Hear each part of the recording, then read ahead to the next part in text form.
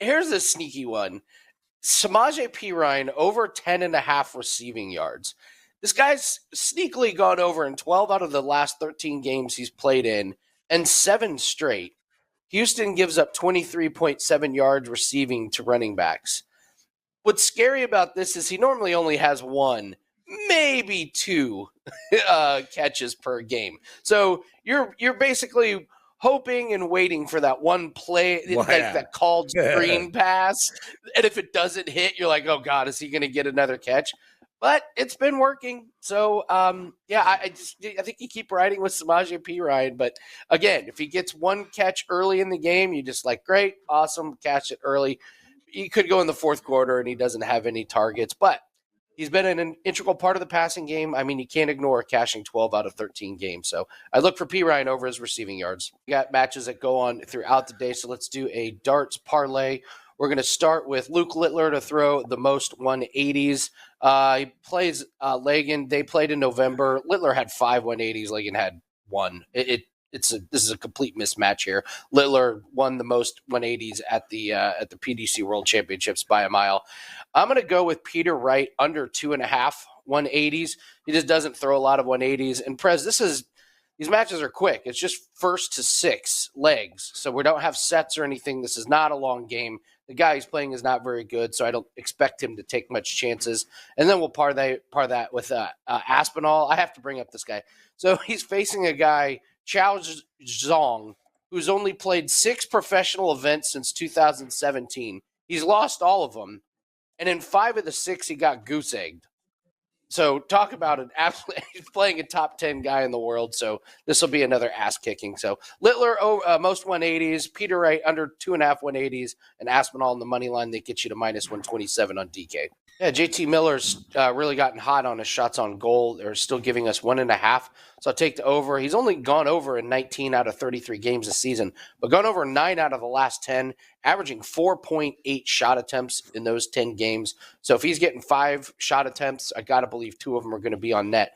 Kings are number 1 in shots allowed. They've been great defensively, but strangely enough, he's gone over in 6 out of the last 7 games he's played the Kings, including one this season. So I don't know, for whatever reason, he just always goes over his number when he plays the Kings. It's a good matchup for him. So we'll take JT Miller over 1.5 shots on goal. Here's some college basketball for you.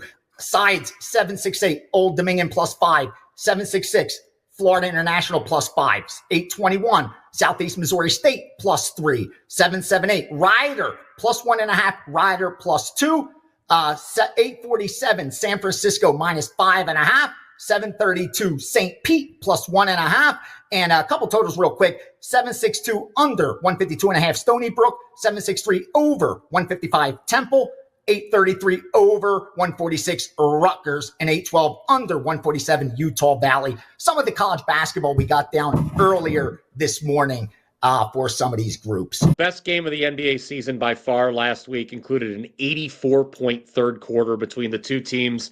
My assumption was that most people were going to flock to the Thunder, want to play the revenge angle tonight, Prez. But you look at the WagerTalk Live odds screen, at least a few minutes before we went on the air, it's been the opposite. Oklahoma City, the money's coming against them. And why is that? Well, no Isaiah Hartenstein, and that's a key absence. Remember, they were already without Holmgren, so rim protection could be a huge problem tonight for the Thunder. It was certainly a problem last week when they faced the Cavs. The Cavs were 23 of 33 at the rim in that game. That's why they scored so many points. So it's absolutely fair to worry about the Thunder at the defensive end tonight. But offensively, I have fewer concerns.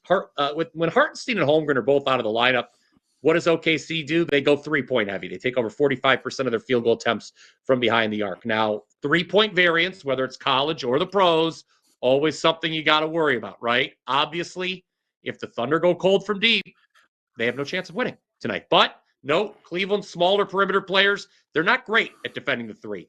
With the line moving the way it has, Prez, we can get the Thunder at a pretty cheap price on the money line. Yep. Minus 125. That's how I'd play it. I think the revenge angle is strong. They are not going to want to get swept by this Cleveland team. You know, tip of the cap to Kenny Atkinson. He's done a great job here in Cleveland getting this team to the best record in the league. But Oklahoma City, for my money, is still the best team in the league. So I would play them short price at home on the money line. You're not going to get a price like this on Oklahoma City at home the rest of the season.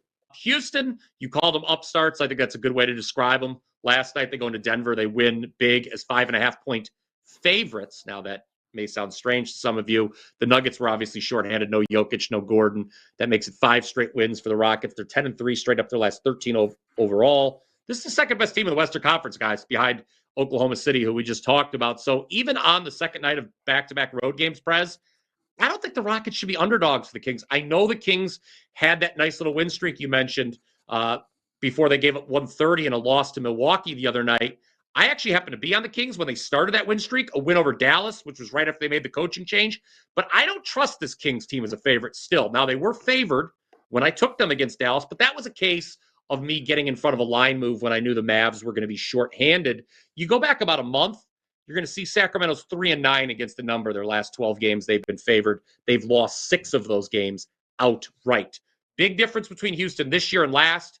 They're now a solid road team, 13-6 straight up away from home. Meanwhile, Sacramento, they've got a losing straight up record at home, 10-12. Give me the points with Houston. Better team. Umar Nurmagomedov versus Merab Dvalishvili here. You've got Umar sitting around minus 330. Come back here on Merab. The current champion is plus 260. Now, Umar, 18-0, has that Nurmagomedov last name and went out there recently and beat Corey Sandhagen. A nice showing for him, getting the takedowns, getting the opportunity to get control time, and getting the victory. But the one thing about, Umar is that his rise to the title isn't that impressive. It really isn't. I mean, yes, he beat Corey Sandhagen, but a guy that can be taken down. Prior to that, he beat Bexat, a guy from Octagon Promotion who actually dropped Umar in the first round. Yes, Umar got the victory, but not the greatest look. Prior to that, Hani Barcelos is old at this point, 2-4 run in the UFC. Nate Maness, cut from the organization. Brian Kelleher, cut from the organization, 0-4. That's not the greatest run overall. Not saying he's not skilled, but that's not the greatest run. While Merab on the other side here is sitting at plus 260, has all he's done is beaten former champions and killers. He just beat Sean O'Malley, former champion, Jose Aldo, former champion, Peter Yan, former champion, and another former champion, 2-division champion, and Henry Cejudo, who is a world-class wrestler, and Merab was able to go out and out-wrestle him. Now, the big thing here is that Umar has not had to face any type of adversity since he's been really in the UFC or anything prior. He's been able to go out there and set the pace. In this situation, Merab has the best cardio in the UFC. He weaponizes that pace. He weaponizes that cardio. He moves forward, and he continues to push that pace. And I also think that if this goes to deep water, it's going to start to favor Merab big time. And I also do believe that Merab has the physicality advantage. He's going to have the strength advantage. And I think those things are really going to help him in this spot. And now you're looking at a line sitting at minus 330. This is a big step up in competition. It's the first pay-per-view for Umar against the current champion. I think this line is off. I think this is a dog or pass spot. I like Merab here. I think plus 260 is a great number on the current champion in the co-main event. We've got Reinier de Ridder. He's sitting around minus 120. On the comeback here on Kevin Holland is plus 100. Now, de Ridder, 2-division champion outside the UFC at 1 FC championship. And this guy is a wrestler. He's going to look to push forward. He's going to look for those takedowns and hunt for those submissions. Now, in his UFC debut, he faced Gerald Meerschaert. Gerald Meerschaert, UFC veteran, kind of a journeyman fighter, and he went life and death with Gerald Meerschaert. Now, Meerschaert, credit to him getting that, he submitted him in the 3rd round, but to be honest, in a victory, I don't think de Ridder could have looked any worse. I thought his wrestling looked terrible. I thought his top control was not that good. His striking was not good at all. And yes, he got the victory against a 37-year-old in Gerald Meerschaert. But either way, yes, a victory, not the greatest performance. Now on Saturday, he is facing Kevin Holland. Now, I get it. Holland is a guy that does struggle defending takedowns. That is the path. And that's why I do believe this line has moved. It opened up around plus 130 for de Ridder. Now it's sitting at minus 120. And I get it. I get why that's happening. But I also don't agree with it.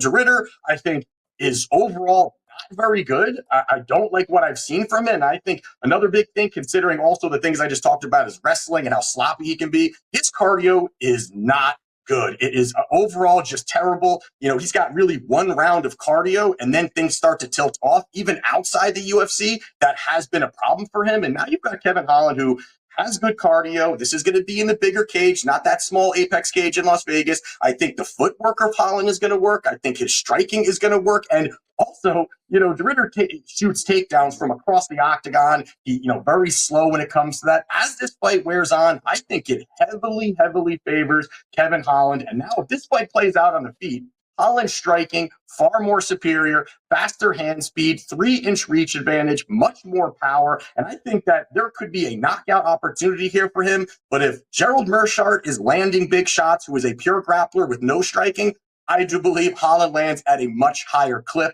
So in this spot here, I think if you're getting a pick'em plus 100 number in Kevin Holland, I think it's the right side here, and I like Kevin Holland in this spot. That's really the under in the Rangers-Utah game. Look, I'm looking to bet the under in every Utah game, flat out. This is a team that's a stone-cold under from start to finish. And I released the under in the Utah game against Montreal a couple of nights ago. That did lose. Utah put up 3 goals in that game. To give you guys perspective, that is the first time Utah has put up more than 2 goals in 6 games. They've only done it twice in their last 10 games. Just think about that. This is a team that has scored 3-1, 2-1, 2, 5-1, 2-1, 2 in their last 10 games. 1, 2, 3, 4 times they could not get over 1 single goal. And now they play the Rangers, and the Rangers are an under team too. This is a team that's gone under 3 straight games, and also a team that is finding it tough to get consistent scoring. They only put up 2 against Colorado and 2 against Vegas. They're also playing much better defensively of late. So I think we're going to see a low-scoring 2-1, 3-1 type hockey game. Under 6 is the total here. That's where we are going.